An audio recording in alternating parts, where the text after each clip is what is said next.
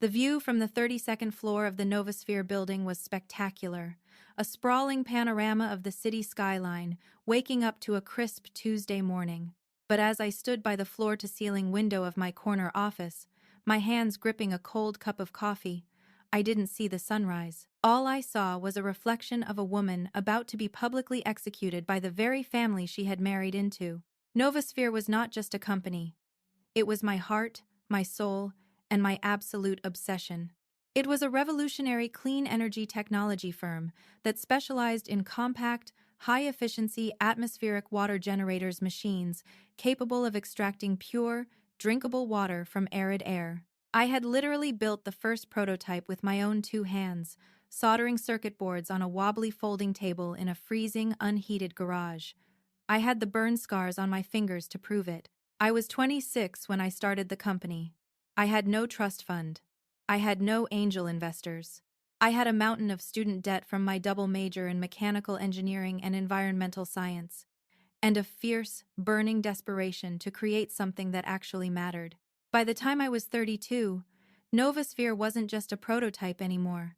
It was a globally recognized startup with patented technology, government contracts, and a valuation hovering just north of $400 million.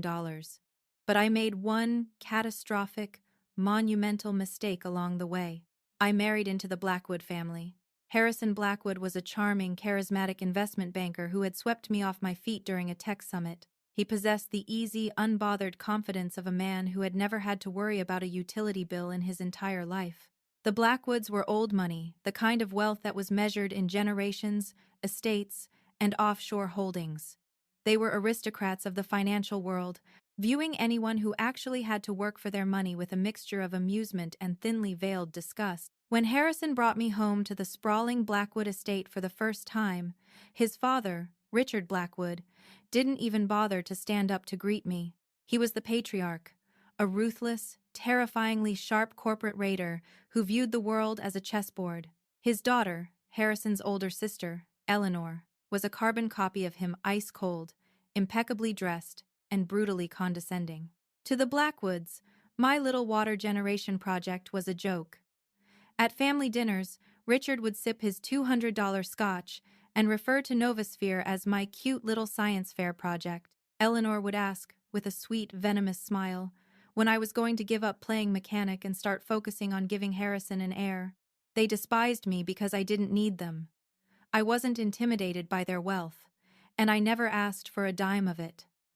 Harrison, to his credit, defended me in the early years. He told them to back off. He told them my company was going to change the world.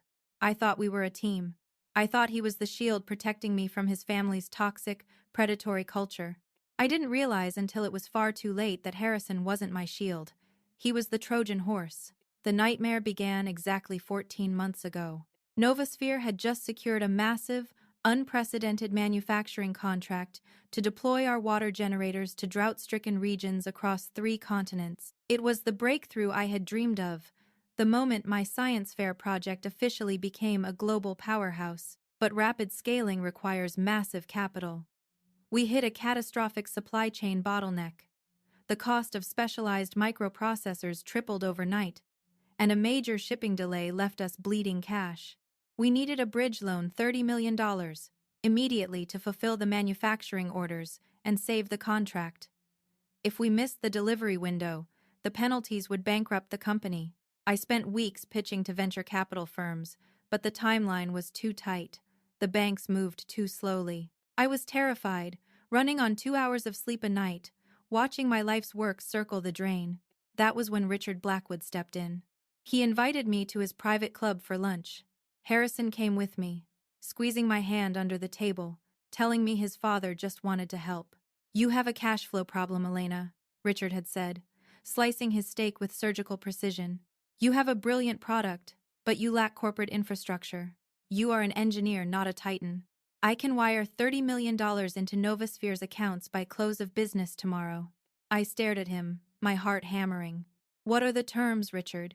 "Standard bridge financing," Richard said smoothly, offering a rare, fatherly smile. "With a caveat. Blackwood Capital requires a 20% equity stake and 2 seats on your board of directors." one for myself and one for Eleanor. We want to protect our investment, and quite frankly, you need our operational expertise to scale this properly. I hated it. Every instinct in my body screamed at me to walk away.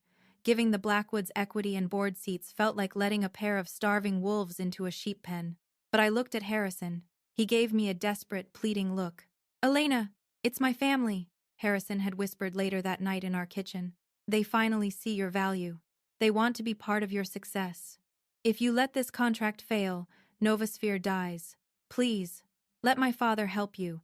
It's just 2 board seats. You still have majority control." I was exhausted. I was desperate. And I trusted my husband. I signed the contract. The $30 million hit the account. We saved the manufacturing deal. Novasphere's valuation skyrocketed. We were heralded as the next big unicorn in the green tech space. But the moment Richard and Eleanor Blackwood took their seats in my boardroom, the atmosphere in my company changed.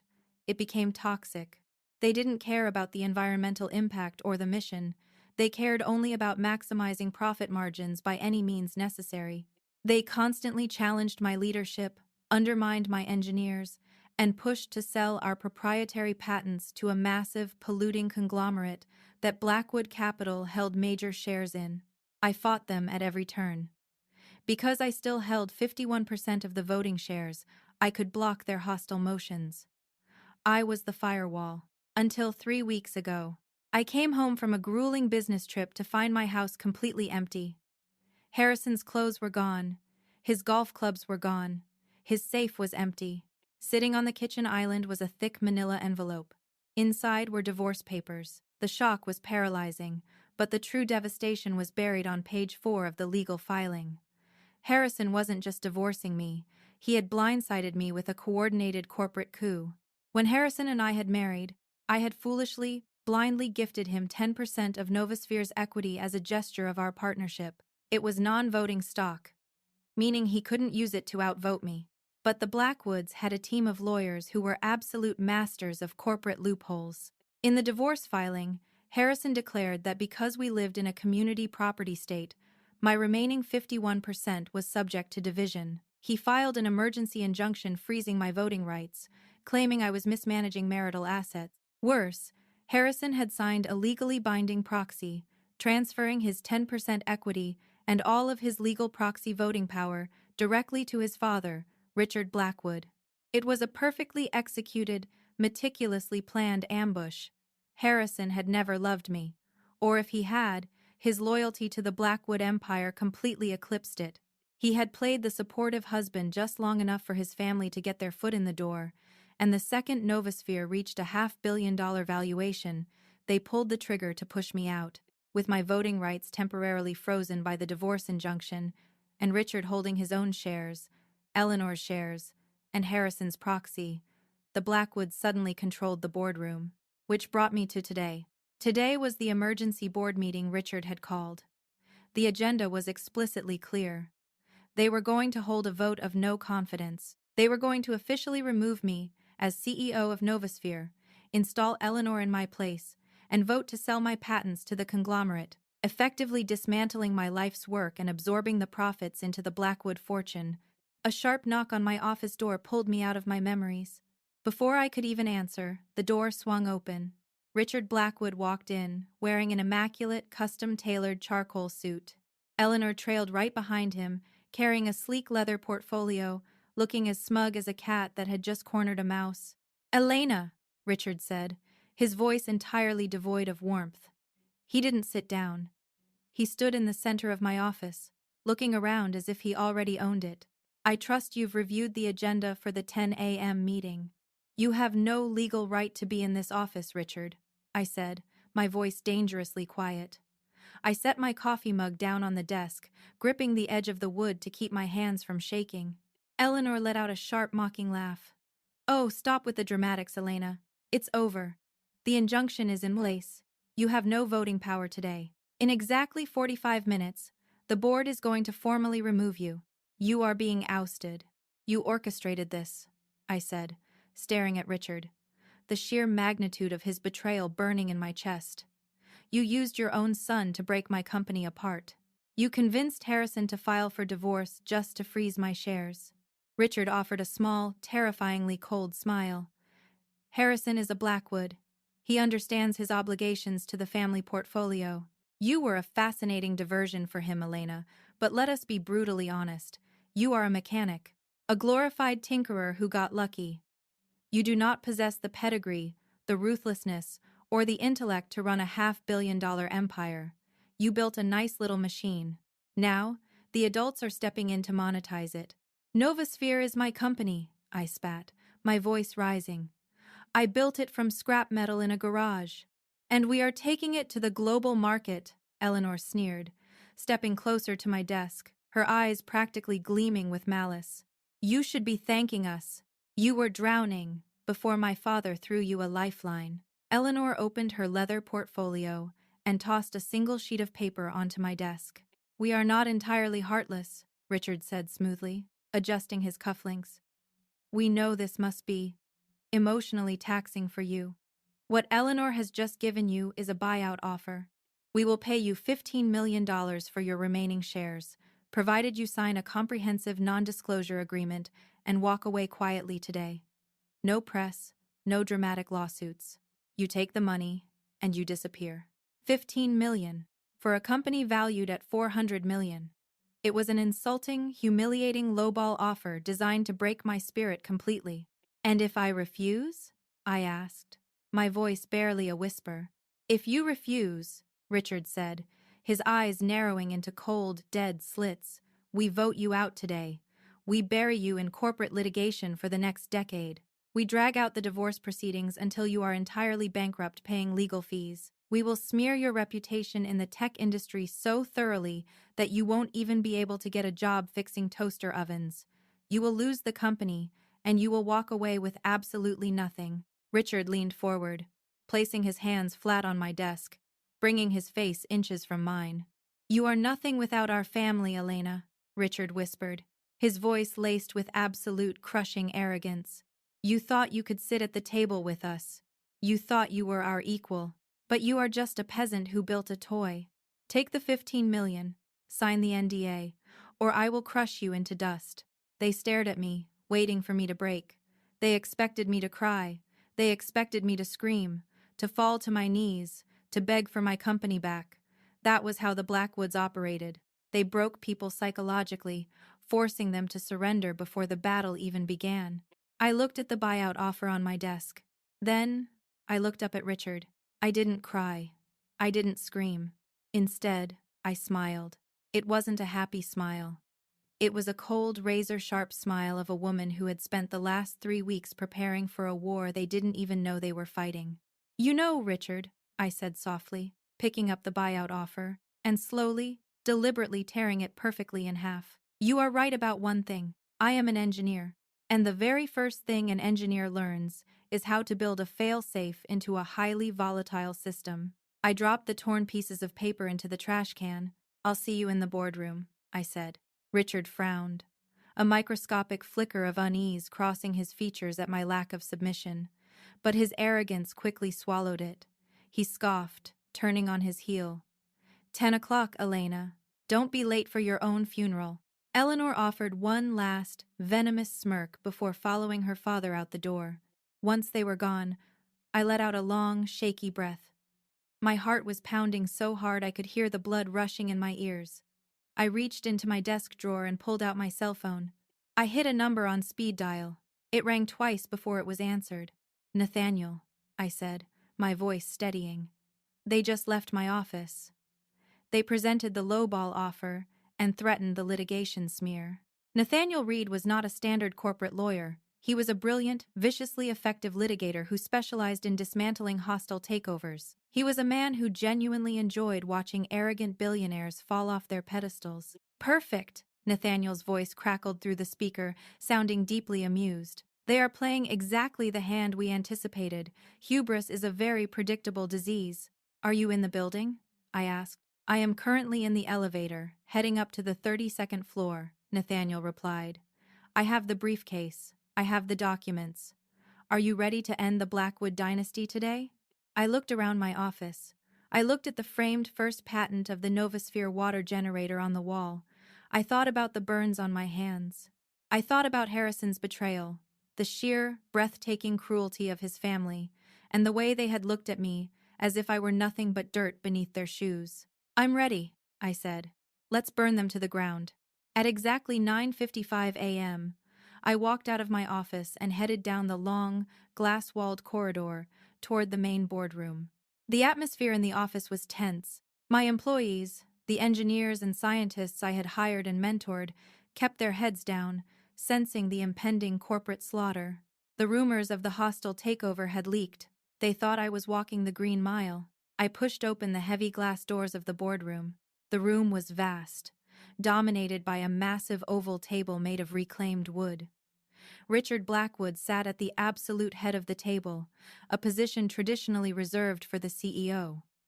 Eleanor sat to his right. Three other board members, venture capitalists who generally voted whichever way the prevailing wind blew, sat nervously along the sides. There was an empty chair at the far end of the table.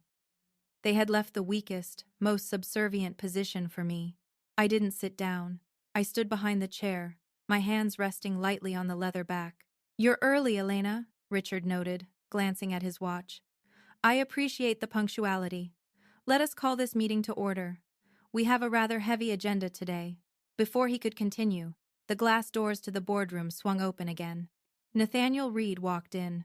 He was a tall man in his late 40s, wearing a tailored navy suit and carrying a battered, heavy leather briefcase. He possessed an aura of undeniable, lethal competence. "Excuse me," Richard barked, slamming his hand on the table. "This is a closed board meeting." "Who the hell are you?" Nathaniel didn't flinch. He walked calmly to my side, placing his briefcase on the polished table with a heavy thud. "My name is Nathaniel Reed," he said, his voice smooth and uncompromising. "I am senior legal counsel for Miss Elena Rostova, and I am here to ensure that this board meeting proceeds in strict accordance with the foundational bylaws of Novosphere." Eleanor laughed out loud. "Elena, really? You brought a lawyer? The injunction froze your shares. You have no legal standing to contest this vote. Your lawyer is just going to have to sit there and watch you get fired." Nathaniel popped the locks on his briefcase. The loud click-clack echoed in the tense room. "That is a fascinating legal theory, Miss Blackwood," Nathaniel said, pulling out a thick, legal-sized folder. "However, it relies on a fundamentally flawed premise. You see, you assume that you possess the necessary voting power to execute a hostile takeover today." Richard sneered, leaning back in his chair. "We control my shares, Eleanor's shares, and my son's proxy. Combined with the frozen status of Elena's assets due to the divorce proceedings, we hold a supermajority. The math is quite simple, Mr. Reed." "The math is simple," Nathaniel agreed, a shark-like smile spreading across his face. "But your understanding of the variables is catastrophically incorrect." Nathaniel opened the folder. He pulled out a single, heavily redacted document with a bright blue legal seal stamped on the front. "You see," Nathaniel continued, his voice dropping to a dangerous, theatrical cadence, "when Miss Rostova founded Novosphere, she didn't just build a machine.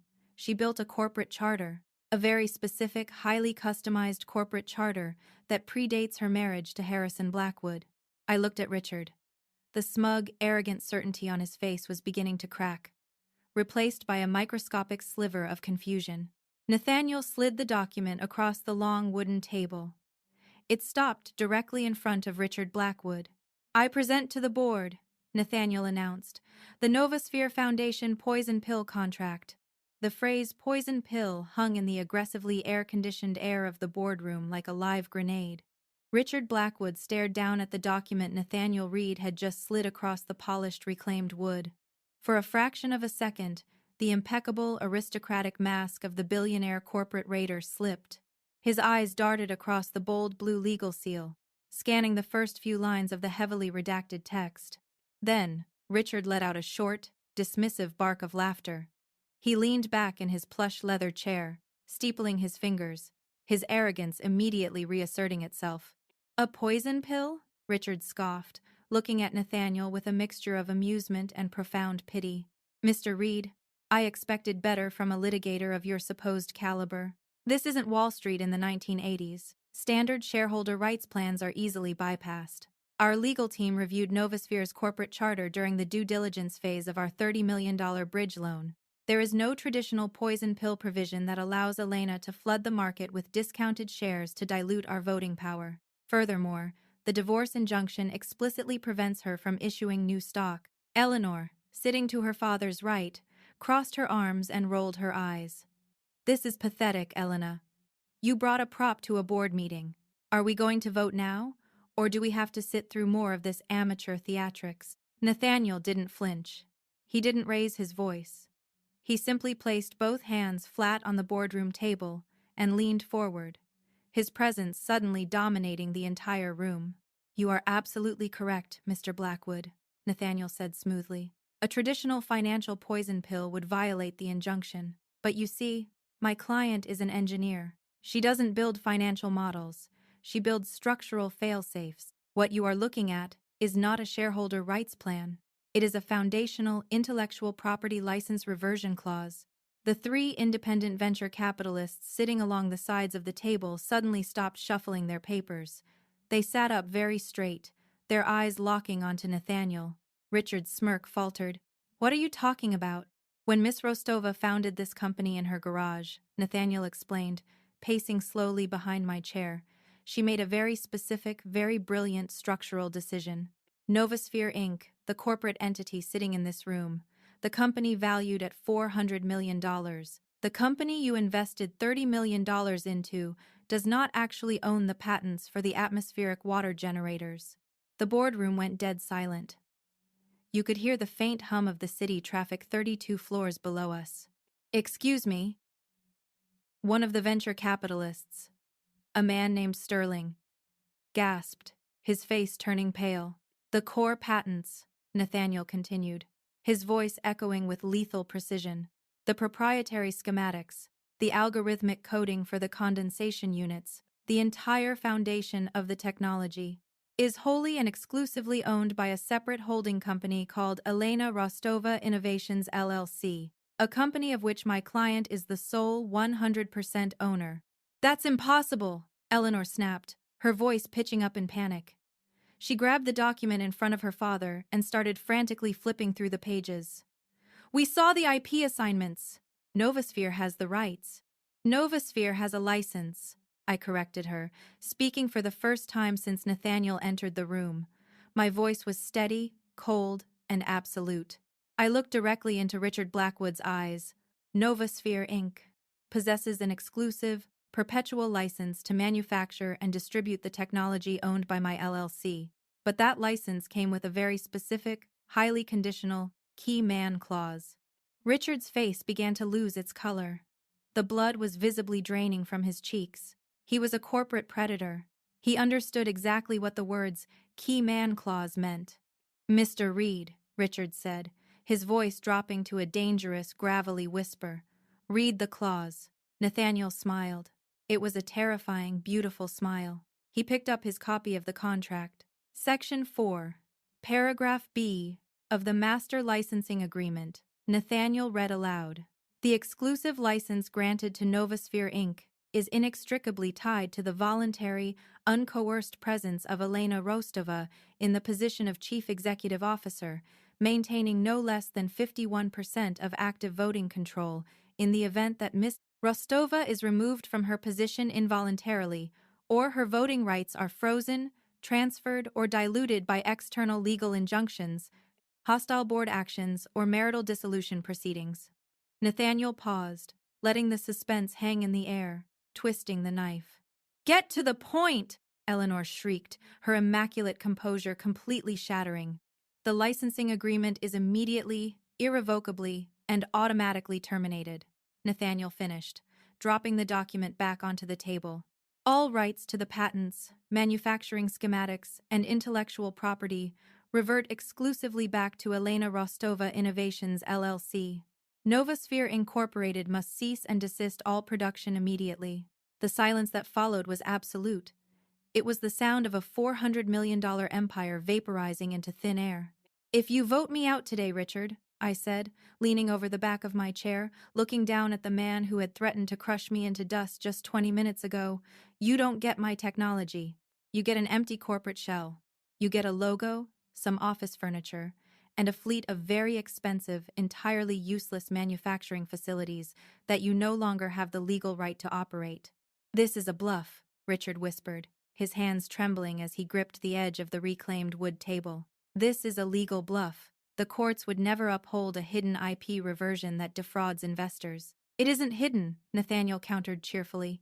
It has been explicitly listed in every quarterly financial disclosure Novosphere has filed since its inception. It was buried in the appendices of the risk assessment documents your legal team reviewed during the bridge loan due diligence. Your lawyers simply missed it. They saw a 26-year-old engineer and assumed she didn't know how to protect herself. They underestimated her. And so did you. But wait. Sterling, the lead venture capitalist, stammered, standing up in a sheer panic. He looked at Richard, then at me. The global manufacturing contract, the massive deployment to Africa and South America. If the IP license is revoked, we can't fulfill the orders. Exactly, Mr. Sterling, Nathaniel said, turning his lethal gaze to the terrified investor. If this board proceeds with the hostile takeover today, Novosphere instantly defaults on a $200 million international distribution contract. The breach of contract penalties, the failure to deliver lawsuits from foreign governments, the supply chain collapse, the liabilities will be catastrophic. Nathaniel turned back to Richard. And because Blackwood Capital will have just orchestrated a hostile takeover and assumed controlling ownership of the board, those liabilities will pierce the corporate veil. The international courts won't just bankrupt Novosphere, Mr. Blackwood. They will come directly after Blackwood Capital. They will liquidate your personal holdings to pay the damages. Voting my client out today won't just cost you your $30 million. It will destroy your entire family's fortune. Eleanor let out a sound that was half gasp, half sob. She pulled out her cell phone with violently shaking hands. I'm calling our general counsel. I'm calling Harrison. This is illegal. This is extortion. Call them, Nathaniel invited warmly, gesturing to her phone. But you should know that I personally couriered a copy of this document to your general counsel's office at 8 a.m. this morning. They have already read it. In fact, I'm surprised they haven't called you yet. As if on cue, Eleanor's phone began to vibrate aggressively against the wooden table. The caller ID flashed Blackwood Legal, urgent. Eleanor stared at the phone as if it were a venomous snake. She didn't answer it. The dynamic in the room had completely, violently inverted. The three independent venture capitalists, realizing that their investments were about to be tied to a sinking ship of unprecedented international liability, physically moved their chairs away from Richard and Eleanor. I withdraw my support, Sterling announced, his voice shaking, pointing an accusatory finger at Richard. Blackwood, you assured us this transition would be seamless. You said her shares were frozen and the IP was secured. You lied to us. If you call for a vote to remove Elena, I am voting against you. My firm will not be dragged into a multinational bankruptcy lawsuit. We vote no as well, the other two board members chimed in frantically, desperately trying to distance themselves from the Blackwood catastrophe. Richard Blackwood looked like a man who was having a silent heart attack. His face was a mottled, dangerous shade of purple. The patriarch of the Blackwood dynasty, a man who had spent 40 years destroying his rivals, was currently sitting in a boardroom being completely dismantled by a 32-year-old woman he had called a peasant. He looked up at me. The arrogance was gone. The condescension was gone. All that remained was raw, unadulterated hatred, masking a very real, very deep terror. What do you want, Elena? Richard forced the words out through gritted teeth. It physically pained him to ask. I finally walked around the chair and sat down at the table. I folded my hands neatly in front of me, mirroring the exact posture he had taken in my office. 20 minutes ago, Richard, you offered me $15 million for my 51%, I said, my voice eerily calm. You told me to take the money, sign an NDA, and disappear, or you would crush me into dust. I leaned forward, locking my eyes onto his. I am going to offer you a counter-proposal, a reverse buyout. Nathaniel opened his briefcase and pulled out a thick stack of legally binding stock transfer agreements, sliding them across the table toward the Blackwoods. Harrison's divorce injunction violated the key man clause the moment it was filed, I explained. The license is currently suspended. The company is actively bleeding. But I am willing to reinstate the IP license, save the global contract, and save you from hundreds of millions of dollars in personal liability lawsuits, on 3 conditions. Richard stared at the transfer agreements. Name them. Condition 1, I said. You and Eleanor resign from the board of directors immediately, effective the second you sign that paper. Condition 2, you order Harrison to withdraw the emergency injunction and the claim on my marital assets within the hour. We divorce cleanly, maintaining our premarital assets. And the third condition? Eleanor spat, her eyes red with humiliated tears. Condition 3, I said, a slow, triumphant smile spreading across my face. You sell your 20% equity stake in Novosphere, along with Harrison's 10% proxy, back to me, today. Richard sneered. We invested $30 million for that equity. The company is worth $400 million. Our stake is worth $80 million. We will sell it back to you for exactly what it is valued at. No, I corrected him softly. You misunderstand the current valuation of the company, Richard. Without my patents, your equity is worth absolutely nothing. In fact, it is a massive liability. Therefore, I am not buying your shares for $80 million. I reached into my blazer pocket. I pulled out a single, crisp, $1 bill. I slid the dollar bill across the long mahogany table. It stopped right on top of the Novosphere poison pill document. I am buying your 30% stake in my company for exactly $1, I said. The silence in the boardroom was so profound it felt like the air had been sucked out of the room. Are you out of your mind? Eleanor shrieked, slamming her fists onto the table, half standing out of her chair. You're stealing $30 million from our family. That is theft. That is outright robbery. It is a business transaction, Nathaniel Reed interjected smoothly, quoting the exact words Richard had used in the press when he executed his last hostile takeover. You are liquidating a highly toxic asset to avoid a catastrophic bankruptcy. It is a very generous offer from my client. She could easily let the company fold, watch your family get sued into oblivion by international governments, and simply start a new company tomorrow with her IP. She is offering you an escape hatch. I will not sign it, Richard growled, his voice vibrating with a primal, desperate rage. He looked at the single-dollar bill as if it were a physical insult. I will take you to court. I will tie this up in litigation for years. If you don't sign it in the next 5 minutes, I said, checking my own watch, throwing his earlier tactic right back in his face. I am calling a press conference. I am going to announce to the global market that Blackwood Capital orchestrated a hostile takeover of a green tech firm, deliberately crashed a humanitarian water crisis contract in Africa, and defrauded its investors. The SEC will be investigating your firm by lunchtime. Your stock prices will plummet before the closing bell. I leaned back in my chair. You played the game, Richard. You tried to steal my life's work because you thought I was too stupid to protect it. You lost. Now, you pay the toll. Sign the papers, take your dollar, and get out of my building. Richard Blackwood stared at me. For 40 years, he had been the apex predator of the corporate jungle. He had destroyed families, dismantled legacies, and crushed his enemies without a second thought.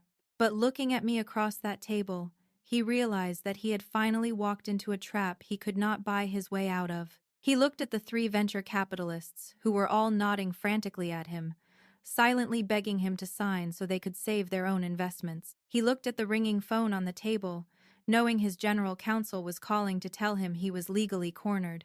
Slowly, his hands shaking with a rage so intense it looked like it was physically tearing him apart, Richard reached into his suit jacket. He pulled out a heavy, gold Mont Blanc fountain pen. "Father, no!" Eleanor cried, grabbing his arm. "You can't let her do this to us. It's $30 million. Shut up, Eleanor, Richard hissed, his voice a venomous, defeated rasp. He pulled the stock transfer agreements toward him. With rigid, mechanical movements, he signed his name on the dotted lines. He signed away his board seat. He signed away his 20% equity. He signed over Harrison's proxy. When he was finished, He pushed the papers back across the table toward Nathaniel. Nathaniel reviewed the signatures quickly, checking them against the legal requirements. He nodded at me. We have full execution. Miss Rostova now holds 81% of the total voting shares. The key man clause is satisfied. The IP license is formally reinstated. Richard stood up. He looked 10 years older than he had when he walked into my office an hour ago. He didn't say a word. He didn't look at the single-dollar bill resting on the table. He turned on his heel and walked toward the heavy glass doors. Eleanor scrambled to gather her leather portfolio. She looked at me, her flawless makeup slightly ruined by tears of pure humiliation. "You're a monster," she whispered venomously. "I'm an engineer," I corrected her softly. "Have a safe trip down the elevator, Eleanor." She fled the room, the heavy glass doors swinging shut behind her. The three venture capitalists let out a collective, massive sigh of relief. Sterling wiped his forehead with a handkerchief. "Elena," he stammered, offering a weak, apologetic smile. We didn't know. We thought the transition was legitimate. We support you. You have our full confidence as CEO." "I know I do," I said, standing up and buttoning my blazer. "Because if any of you ever try to backdoor me again, I will trigger the failsafe and watch you burn. This meeting is adjourned.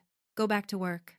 They scrambled out of the boardroom faster than mice, scattering from a hawk. When the room was finally empty, save for Nathaniel and myself, the adrenaline that had been keeping me upright finally began to recede. My knees went weak, and I slumped back into the leather chair, letting out a long, shaky breath. Nathaniel closed his briefcase, the loud click echoing in the quiet room. He looked at me, his eyes crinkling with genuine respect. "I have orchestrated hundreds of corporate defense strategies in my career, Elena," Nathaniel said softly. "But I have never seen anyone dismantle a titan quite as surgically as you just did. They will never recover from this humiliation." "They tried to take my machine," I whispered, looking out the massive floor-to-ceiling windows. The morning sun was finally breaking through the clouds, casting a brilliant, golden light across the city skyline. "I couldn't let them." "You didn't," Nathaniel said, tapping his briefcase. "I'll file these with the SEC and the state registrar immediately. The divorce lawyers will have the injunction lifted by noon. You own 81% of a $500 million company. What's your first order of business as the undisputed majority shareholder?" I looked at the single-dollar bill still resting on the mahogany table. I reached out, picked it up, and folded it neatly into my pocket. I would frame it later. A monument to the day I bought my freedom. "Call manufacturing," I said, a genuine, profound smile finally breaking across my face. "Tell them to authorize the overtime shifts. We have a massive shipment of water generators to send to Africa. It's time to change the world." The aftermath of the boardroom slaughter was swift and absolute. Harrison called me exactly 3 hours later, begging, pleading, crying on the phone. He claimed his father had manipulated him, that he didn't want the divorce, that he still loved me. I hung up the phone and blocked his number. The divorce went through smoothly and quietly. The Blackwood legal team was so terrified of me leaking the details of their corporate espionage that they gave me everything I asked for. Harrison walked away with exactly what he brought into the marriage: his trust fund and his cowardice. Blackwood Capital took a massive hit. The loss of the $30 million investment was a fraction of the damage. The rumors of their catastrophic failure spread through the financial elite like wildfire. Their reputation as invincible corporate raiders was irreparably shattered by a female engineer who had outsmarted their entire legal department. Richard Blackwood quietly stepped down as CEO of his own firm a few months later, citing health reasons. As for me, a year later, Novosphere hit $1 billion valuation.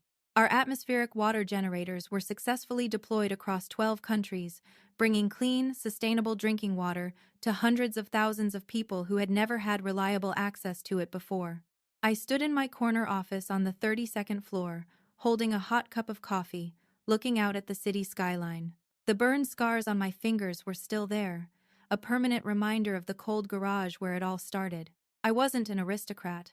I didn't have a pedigree, and I didn't come from old money. I was an engineer. I built things that lasted, and I had built a fortress that no one would ever be able to tear down.